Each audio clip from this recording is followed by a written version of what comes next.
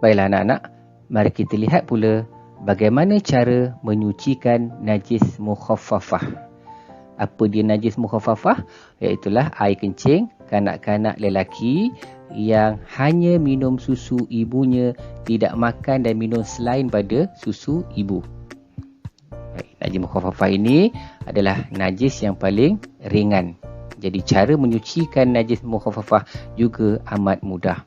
Yang pertama, sekiranya anak-anak dapati air kencing kanak-kanak lelaki itu tadi di atas lantai, maka anak-anak hanya perlu renjiskan air mutlak ke tempat yang ada najis.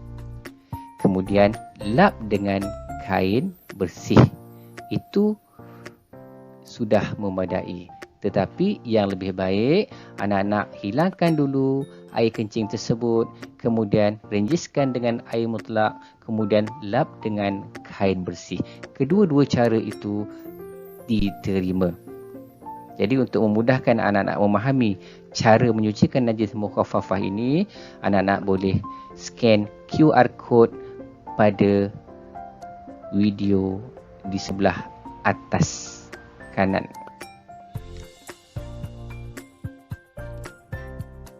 Baik, kita lihat pula cara menyucikan najis mutawassithah.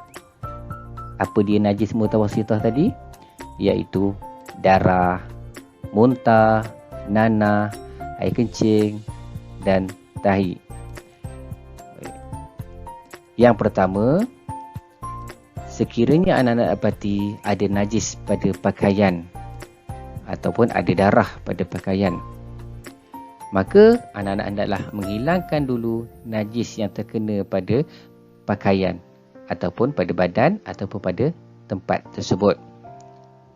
Kemudian, selepas hilang najis tersebut, maka anak-anak perlu basuh dengan air mutlak sehingga hilang kesan najis sama ada warnanya, baunya dan rasanya.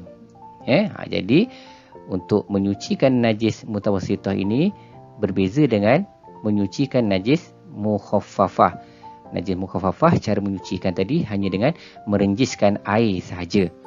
Tetapi najis mutawassithah kita perlu basuh dengan air mutlak. Apa dia air mutlak? Kita akan beritahu nanti. Apa itu air mutlak?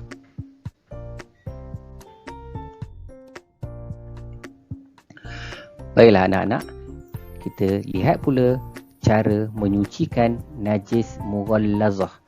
Jadi Ustaz dah beritahu tadi, najis mughallazah ini adalah najis yang berat. Jadi cara menyucikannya juga agak berat sedikit berbanding cara menyucikan najis mukhaffafah dan juga najis mutawassithah. Apa dia najis mughallazah? Iaitu semua yang berasal daripada anjing dan juga babi.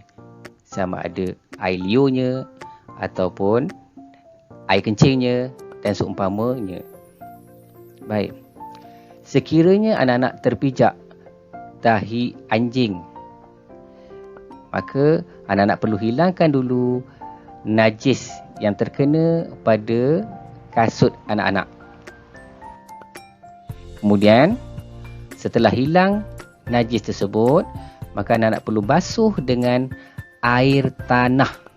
Basuh dengan air tanah dengan sekali basuhan. Jadi bagaimana nak guna air tanah? Maka kita ambil tanah yang bersih, kemudian kita bancuh dengan air mutlak, maka jadilah air tanah. Selepas itu, kita basuh pula dengan air mutlak sebanyak 6 kali. Selepas basuh dengan air tanah tadi sekali, maka kita basuh pula dengan air mutlak sebanyak 6 kali sehingga hilang warna, bau dan rasanya. Ini najis mughallazah. Dia banyak step dia. Jadi selesai saja kita menyuci dengan air mutlak sebanyak 6 kali, maka najis tersebut sudah dianggap bersih apabila hilang warna, bau dan rasanya. Jadi proses membersihkan najis mughallazah ini dinamakan sertu. Jadi anak-anak kena jelas beza antara sertu dan samak. Ya, sertu ni digunakan untuk proses pembersihan najis mughallazah. Sama' ni untuk proses membersihkan kulit bangkai.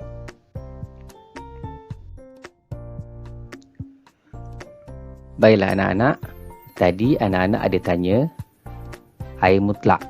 Apa itu air mutlak? Baik, air mutlak ialah sejenis air yang suci lagi menyucikan dan boleh digunakan untuk menyucikan segala jenis najis, sama ada najis mukhaffafah ataupun najis mutawassithah ataupun najis mughallazah, dan menyucikan diri dari hadas kecil. Apa dia hadas kecil? Iaitu kita buang air kecil dan kita buang air besar. Dan menyucikan diri dari hadas besar. Apa dia hadas besar?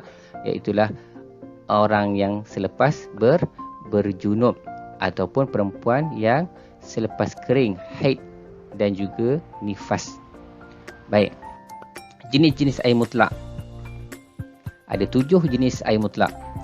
Yang pertama, air sungai. Yang kedua, air hujan. Yang ketiga, air laut. Yang keempat, air embun. Yang kelima, air mata air. Yang keenam, air salji. Dan yang ketujuh, air perigi ataupun air telaga ataupun air kolam ataupun air tasik. Barangkali ada anak-anak yang bertanya, tak ada pun air paip? Jadi air paip termasuk juga dalam kategori air mutlak. Ya. Sebab air paip ini adalah sumber daripada air sungai.